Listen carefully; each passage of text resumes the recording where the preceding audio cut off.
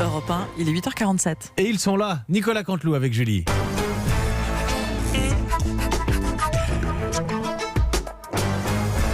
C'est presque de l'info, c'est la revue de presque de Nicolas Canteloup. Et ils sont encore en studio. Sonia Mabrouk, son Gérard invité. Collomb est mon invité. Vous êtes maire de Lyon, faut-il le rappeler? Le déconfinement à Lyon, le port du masque généralise-t-il à Lyon? Gérard Collomb, répondez.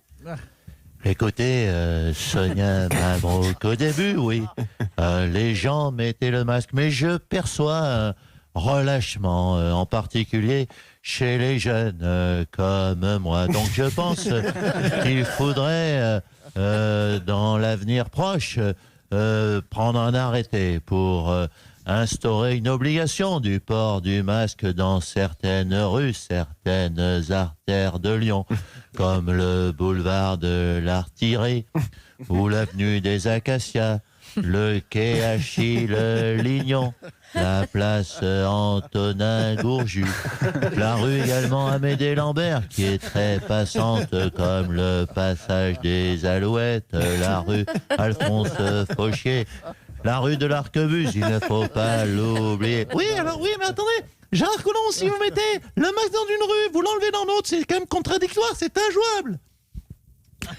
Oui, c'est vrai que en le disant, je me rends compte que c'est une vraie connerie. Vous savez, ça m'arrive souvent, ce genre de situation. Vous ne voulez pas travailler à la mairie de Lyon dans l'avenir comme conseillère spéciale Sonia Mabrouk? Non, oh là là, la province, quelle horreur. Oh non, surtout pas. À vous, Julie. Merci à tous les deux. Allez, on vous retrouve Mathieu Béliard cette fois-ci pour l'actualité. À vous. Oui, bonjour Julie, bonjour à tous, c'est Mathieu Véliard. L'info du jour, c'est Uber qui licencie 3500 personnes en 3 minutes et par visioconférence. C'est perçu comme choquant, ils ont toujours un temps d'avance chez Uber, alors que tout le monde organise le télétravail. Eh bien Uber, ils en sont au cap d'après, le télé-licenciement des visionnaires. Et puis l'autre info, c'est Donald Trump. Donald Trump qui prend de l'hydroxychloroquine. Il a surpris en conférence de presse, nous l'avons entendu hier, il en prendrait depuis une semaine à titre, a-t-il dit, préventif. Alors qu'évidemment, ce n'est pas fait pour autant, disons-le, Jimmy Mohamed il a rappelé, c'est pas fait pour être pris à titre préventif. Hein, c'est comme enfiler un préservatif à titre préventif sans avoir de rapport. Hein, disons-le à nos auditeurs, ça ne sert à rien. Hein, si ce n'est passer pour un con, pardonnez-moi d'être trivial, mais je sais de quoi je parle, je l'ai fait pendant trop longtemps. Et puis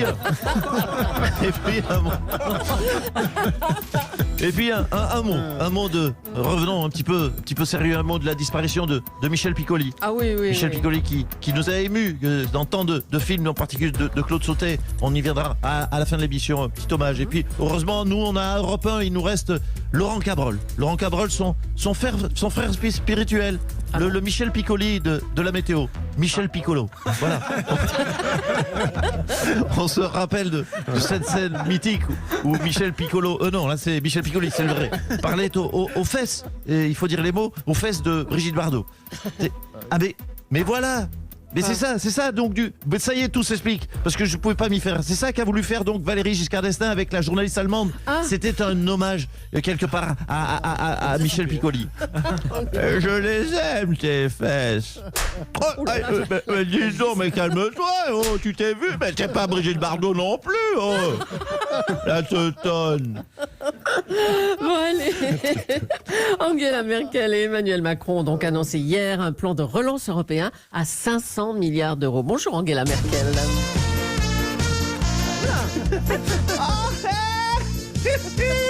C'est la fête! Je fais tourner les serviettes! Ah oui, c'est mes bas de contention, oui. Allez, c'est la fête du slip, on lâche la thune, on fait péter la grosse tunasse, la grosse moula, 500 milliards, allez-y! C'est avec vous, c'est cadeau! C'est offert par la maison! Alors, la première question que tout le monde se pose, ce plan de relance, il va falloir le rembourser après. Et qui va payer? Qui va payer? Oui. Qui va payer? Mais je m'en fous, justement. Alors, Je m'en tape le gras du cuisson avec une patte d'alligator femelle. oh la pauvre bête. Je vais vous dire, je n'ai plus qu'un an à tirer. Et après, je quitte le pouvoir. Et je vous laisse vous t'émerder. Hein. Mais vous m'avez saoulé pendant 20 ans à me réclamer du pognon, à pleurnicher. Ouais, Angela, tu es trop dur, ouais, t'es trop dur. Eh bien, maintenant, je vous laisse avec une ardoise de 500 milliards. Vous l'avez voulu, vous l'avez. Allez, on fait la fête. Bonjour, un petit Nicolas Barré, tu es venu me saluer. Ah mais oui, tiens, on a un petit bonjour de Nicolas Barré, notre éditorialiste économique. Oui, oh, Angela, mais Alors. je voulais vous dire, mais c'est pas vous, ça vous ressemble pas, toute cette dépense publique. Ce qu'on aime chez vous, c'est votre sérieux budgétaire, c'est... Ah, Oh, j'en crois pas, mes oreilles. Nicolas et ma rigueur. Tu l'aimes, ma rigueur? Oui.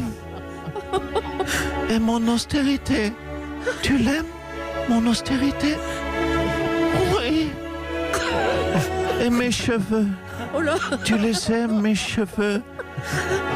Oh oui, Angela. J'adore votre coiffure Playmobil. Ma mère a les mêmes.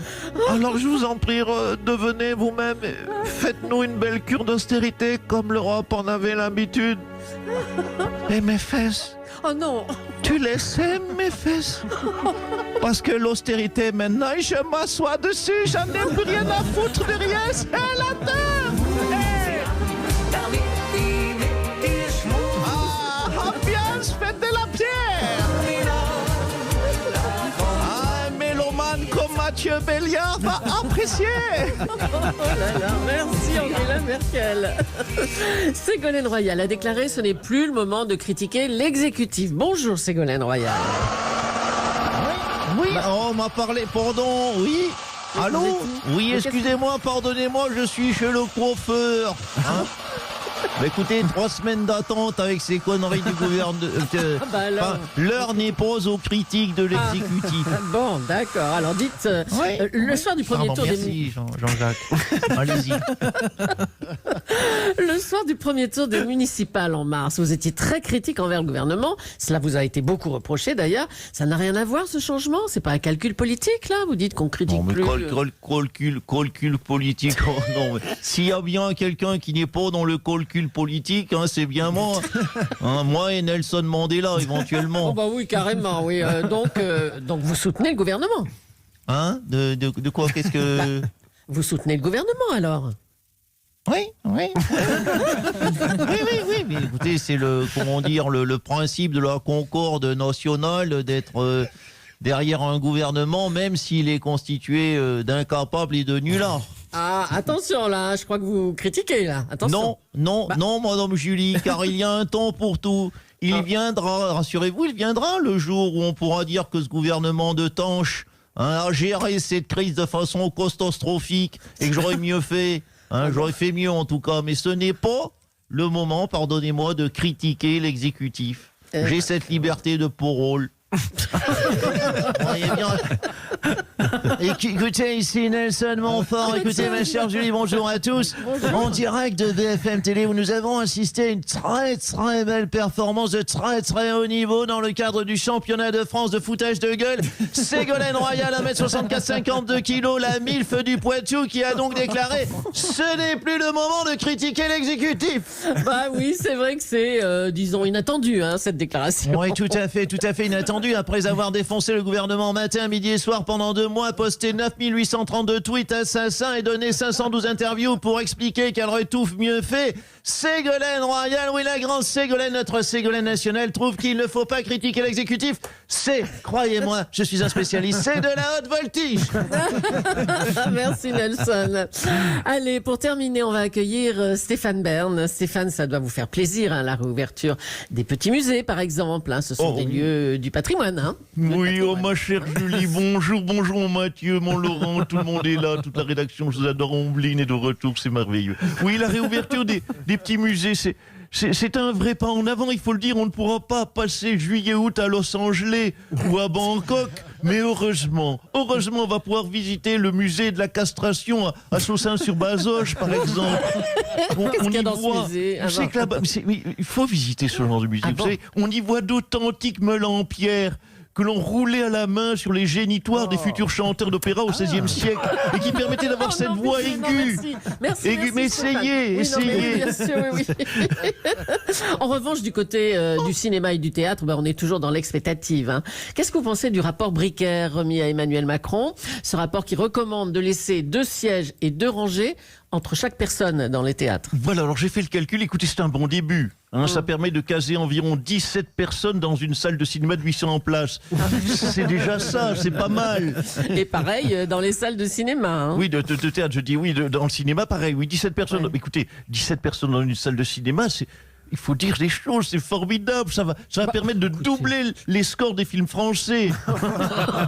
On va chier là. Ceci dit, je suis roche, je suis taquin, non. Puis pas en ce jour, il y a des très bons films français. Bah oui. Regardez Les choses de la vie avec le formidable Michel Piccoli en 1970 et la sublime musique de Philippe Sard.